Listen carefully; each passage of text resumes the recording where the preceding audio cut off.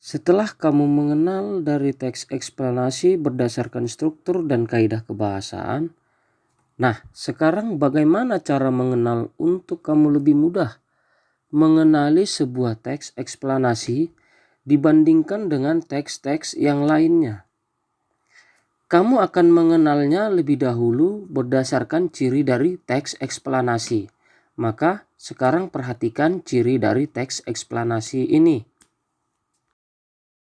Untuk ciri teks eksplanasi yang pertama yaitu strukturnya. Struktur teks eksplanasi ini terdiri dari pernyataan umum, urutan sebab akibat, serta juga interpretasi atau yang disebut boleh dengan kesimpulan. Nah, informasi yang akan kamu buat yaitu nanti berdasarkan dengan fakta atau faktual.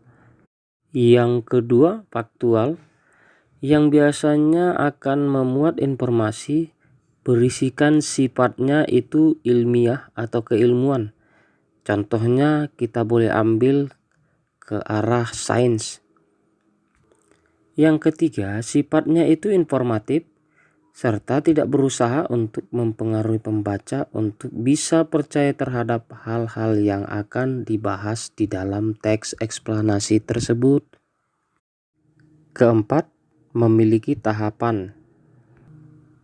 Contohnya pertama, kedua, ketiga, dan sebagainya.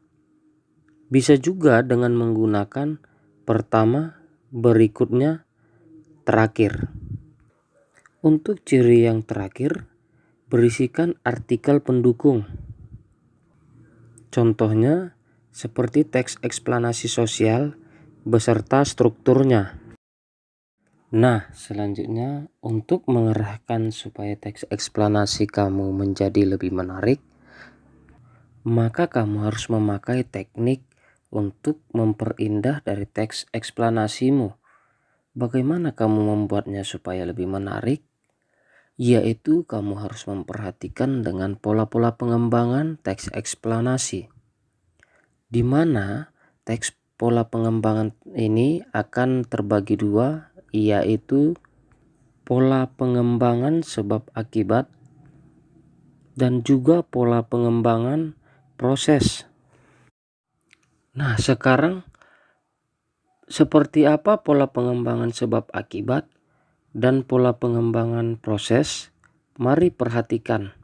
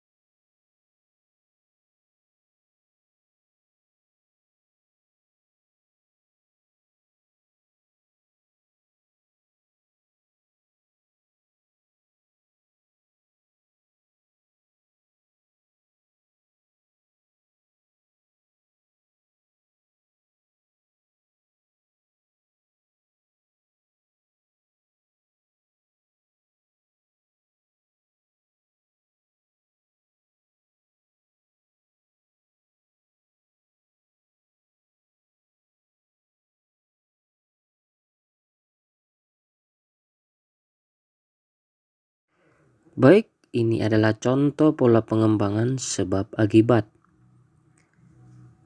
Gempa bumi melanda wilayah bagian selatan daerah istimewa Yogyakarta pada hari Sabtu tanggal 27 Mei 2006, tepatnya pada pukul 05.54 WIB. Kekuatan gempa bumi tercatat 6,2 skala Richter pada kedalaman 17,1 km. Pusat gempa terletak pada posisi kurang lebih 25 km barat daya kota Yogyakarta. Gempa bumi ini mengakibatkan puluhan orang meninggal, beberapa orang luka-luka, sejumlah bangunan roboh dan mengalami kerusakan. Selain itu dilaporkan juga terjadi longsoran dan kerusakan berat pada pemukiman dan pembangunan lainnya di Kabupaten Bantul karena dekat dengan sumber gempa bumi. Nah, sekarang tampak jelas pada contoh pola pengembangan sebab akibat ini berisikan 2 buah paragraf. Paragraf pertama ini berisikan sebab dan paragraf kedua berisikan akibat, yang dimana pola tadi terbentuk sebagai pola umum dan pola rincian. Pola umum ini yaitu sebab dan pola rincian yaitu akibat. Yang menunjukkan pola umum sebagai sebab yaitu gempa bumi. Dan sebagai pola rincian yaitu akibat, kita lihat di sini banyak mengalami kerusakan. Bukan hanya itu, puluhan orang meninggal, beberapa orang luka-luka, dan sejumlah bangunan roboh. Jadi sudah kelihatan jelas pola pengembangan sebab akibat, yang dimana paragraf pertama itu adalah sebab dan paragraf kedua itu adalah akibat. Nah, pola pengembangan yang kedua yaitu pola pengembangan proses. Pola pengembangan ini akan terbagi 3. Yang pertama, mengetahui perincian secara menyeluruh. Kalau kamu si pembuat teks eksplanasi, kamu memang benar-benar sudah mengetahui atau memiliki data sebagai perincian untuk membuat secara keseluruhan. Yang kedua, pola pengembangan proses membagi proses tersebut menurut tahap-tahap kejadian. Yang ketiga, ini adalah tahap terakhir, akan menarik pembaca yaitu menjelaskan setiap urutan itu dalam detail-detail yang tegas, sehingga pembaca dapat melihat seluruh proses itu dengan jelas. Jadi ini adalah hal yang boleh mengundang perhatian yang berisikan di dalam teks eksplanasi.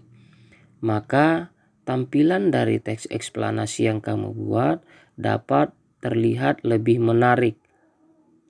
Semoga dengan pola pengembangan ini kamu akan membuat teks eksplanasi lebih mudah dan lebih menarik lagi.